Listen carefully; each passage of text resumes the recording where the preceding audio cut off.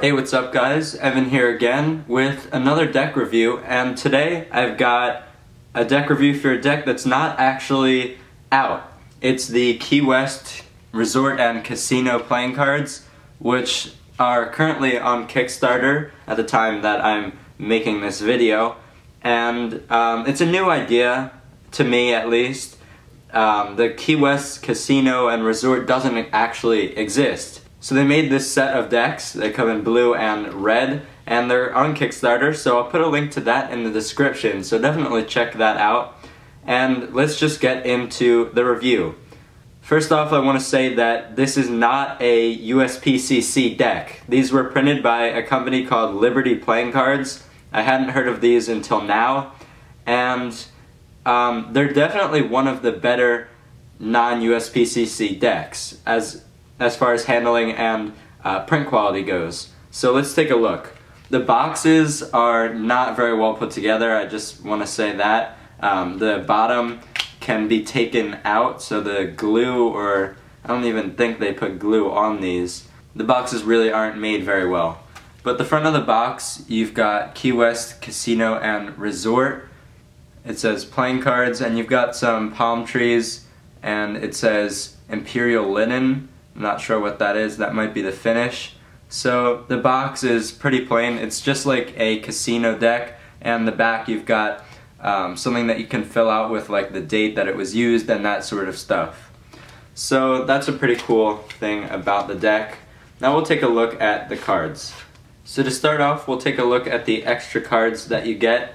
This one is just the rules of playing Texas Hold'em, just an informational card. And this one is the hands that you can get in poker, 4 of a kind, pair, those sort of things. Now we'll take a look at the Ace of Spades and the many jokers. So the Ace of Spades is pretty simple. As you can see, they have a jumbo index, which is something that some casino cards do have, and there you can see that. It's just an Ace of Spades with a spade in the center, and it says Key West, and in the spade you've got those palm trees that we saw on the front of the box, so that's pretty cool. Now we'll take a look at the 4 jokers. So there's 4 jokers in here. There are 2 red and 2 black. They all look the same, and it's just a jester sort of jumping around or dancing around, and it's got the stars in the corners, so nothing really special there. Now we'll take a look at the number cards. Like I said before, they have jumbo indices, and in the center you have all of the pips, and they're much smaller, and they're in a box, which is pretty neat.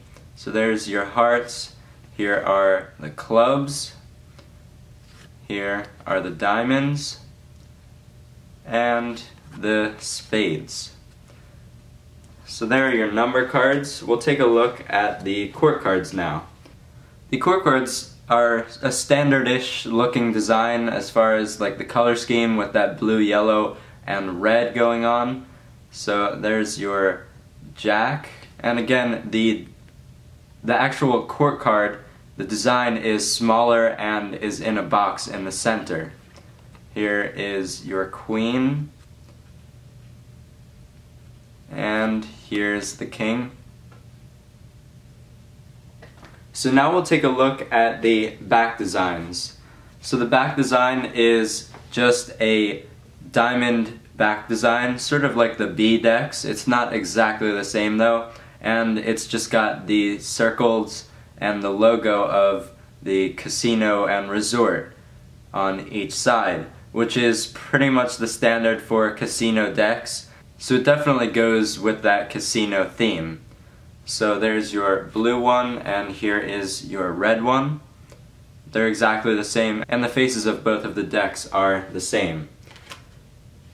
So now that we've taken a look at the design of the deck, let's take a look at the handling.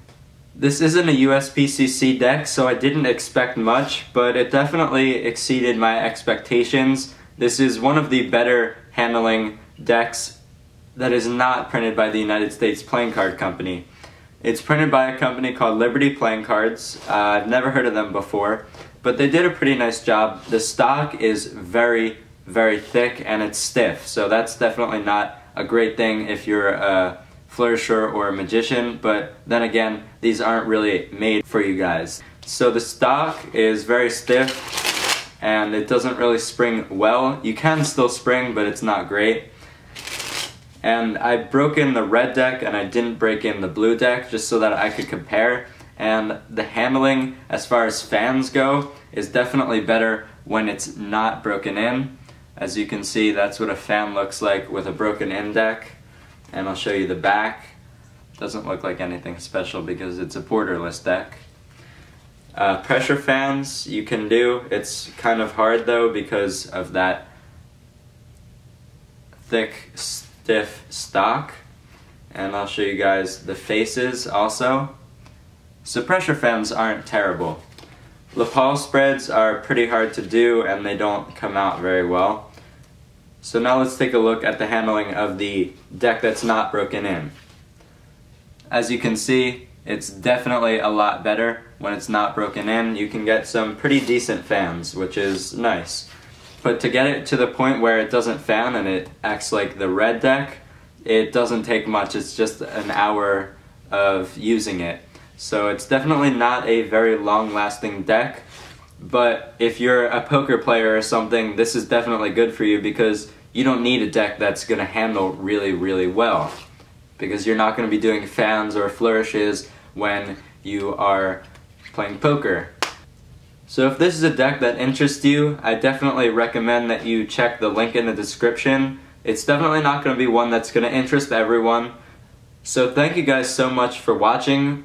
Remember to comment, rate, and subscribe, and check out the link in the description to where you can help fund these decks on Kickstarter.